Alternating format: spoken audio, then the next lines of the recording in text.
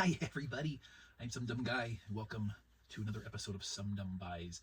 This will be part 9 of our Warner Archive Collection 17th anniversary sale brought to us by my new friends over at MovieZyng at a tremendously awesome, overwhelmingly big, huge sale on Warner Archive Collection titles and Blu-rays. And I got some. So we're doing part 9 here. Previous installments, 1 through 8, each covered 10 titles. All titles cost $13.50 across the board, so very cool, consistent, everything else. We like that. And, yeah, so I won't be posting any prices on the screen because all the same. Thank you for joining. Shall we dive in? I'd say yes. All right, let's see what we got going here. As stated in previous installments, 99% of these are blind buys. There are always reasons why they've been buyed. Most of the time I know what they are. All right, so let's see what we have here. She was a bashful bride. He walked in his sleep. That's an interesting tagline. They agree to be platonic, but love's a stronger tonic. That rhymed. Oh, he's so cute. Let's see, from 1945, black and white at 110 minutes. With Spencer Tracy, Katharine Hepburn, Lucille Ball, Keenan Wynn, Carl Esmond, Patricia Morrison, and Felix Bressart. Bressart? Okay. We have... Can I read that? Without love. You know, sometimes you just can't read upside down. Because I'm filming in the daylight, I'm going to have to be a little bit more cautious. Because look, there's a window and I get glare, so we don't like that. I'm going to be creative with my placements here. Alrighty. This is one of ones that makes me sad, and I'll cover that in a moment. Howard Hawks production, based on our Ernest Hemingway story. The movie that brought Bogart and Bacall together.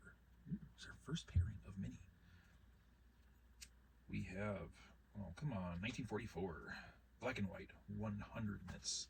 As stated, Humphrey Bogart, Lauren Bacall, and this one is To Have and Have Nots. Kind of sad. Because you have them at the same time. Having and have notting. My name's new. Why does this one make me sad? White spline, red print. We don't like these things. We don't like them particularly with the Warner Archive Collection because this is what we like. Black and gold, consistent. This is our preference here at the SumDum channel. They don't flow. Just saying. Bad Warner. Title number 3. An effective shocker. The nail-biting climax is a classic. From Nigel Floyd, Time Out Film Guide. I bought this on DVD not too long ago. Never got around to watching it, and almost immediately discovered, oh, Blu-ray. Hey, everyone. For some reason, I couldn't find it when I was looking it up. And then the sale kicked up. I'm like, okay, I guess I can kind of justify it. I think I got the DVD off of Groove. Groovy. So we have here, it's 1967, 108 minutes. Audrey Hepburn, Ellen Arca, Richard Crenna. What a cast. This is Wait Until Dark. So you have to kind of rotate it as I'm rising to try to minimize my glare. There we go. Something of a thriller starring Audrey Hepburn, which would be interesting. Not a romantic comedy of any sort. Range, nothing new. I like it. Near brilliant mixture of humor and horror, says Leonard Maltin's Movie and Video Guide. This is our 4th entry.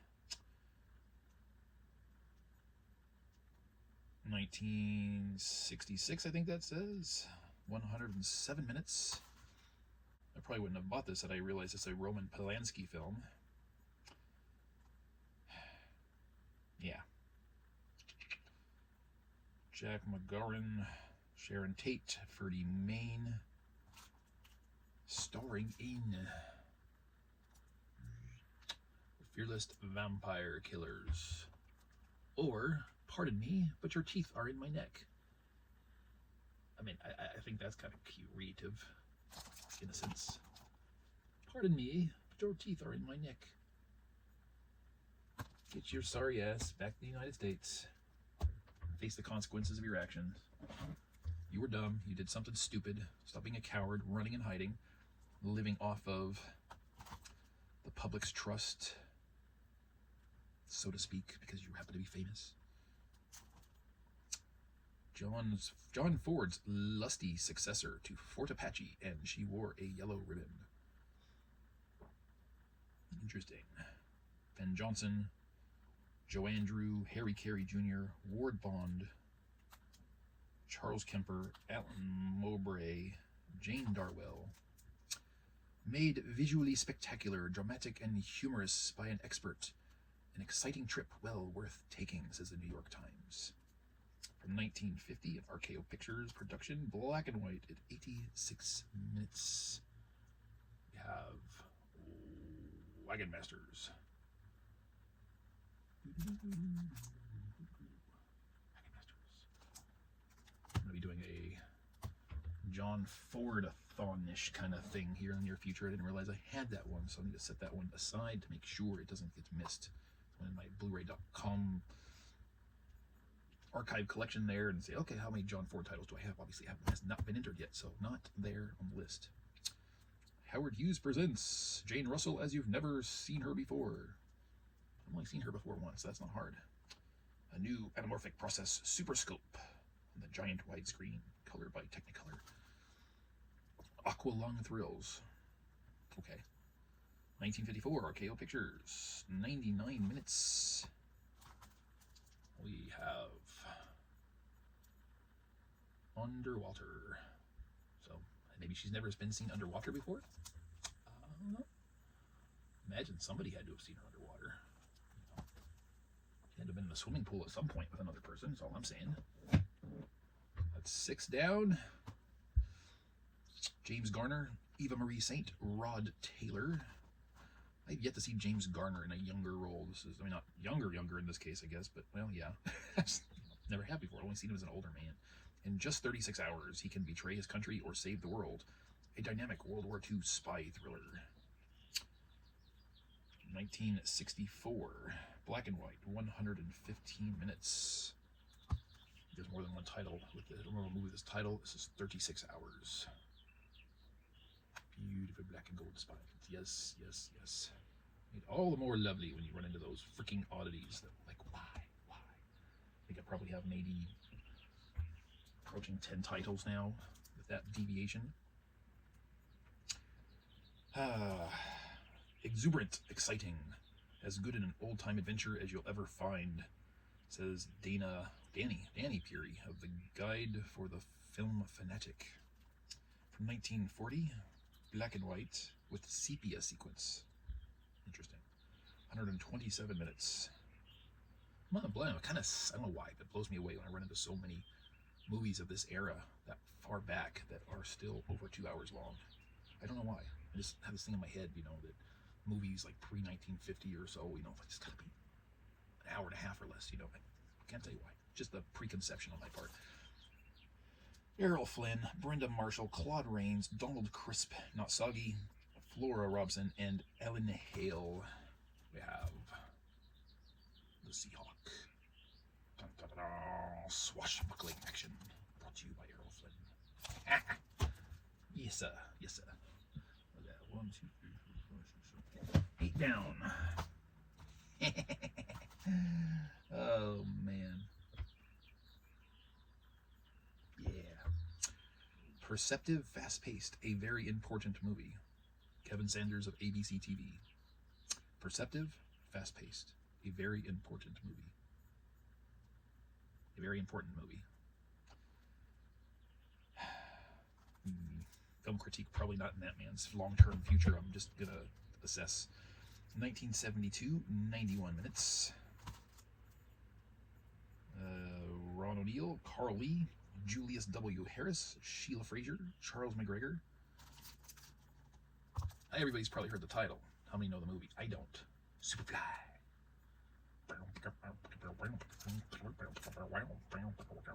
He don't look too Superfly there. That's all I'm saying. Standards of Superflyness might be lacking. Last of the Mohicans. There will be no more Mohicans. Coming later. A rousing tale of North versus South and Indians versus everybody. I kind of like that. John Douglas Ames, the MGM story. From 1963, 98 minutes. MGM's great romance, excitingly photographed in Ansco color. Technicolor kind of sounds a little better, but this is Ansco color. William Holden, Eleanor Parker, John Forsythe, with William Demarest, Richard Anderson, Polly Bergen. We have Escape from Fort Bravo. Bravo! Bravo! You escaped! Yay! Bravo! Hey! 10 titles. Done. All blind buys. Done. How much further will it go? I shall not say. I'm running desperately low on space on my desk. Why are they still here? Because I kind of like to just, at the end, the last episode, whenever that comes, be like, look at all the glories of the Warner Archive collection that I add. And then I have an unenviable task of cataloging all this, alphabetizing and sorting and placing on shelving. It's a process. What can I say? Thank you, each and every one of both of you, for joining me on my little quest here. What did you think of these titles? Seen any of these titles? Having to say about these titles? Did you buy anything yourselves for that Warner Archive Collection sale? Do you have any Warner Archive Collection titles you would recommend to me that you think I might like that I may not already own? The Word Box beckons at your disposal. Make use.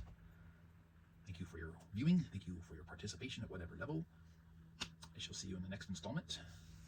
Until then, I'm going to make like a tree.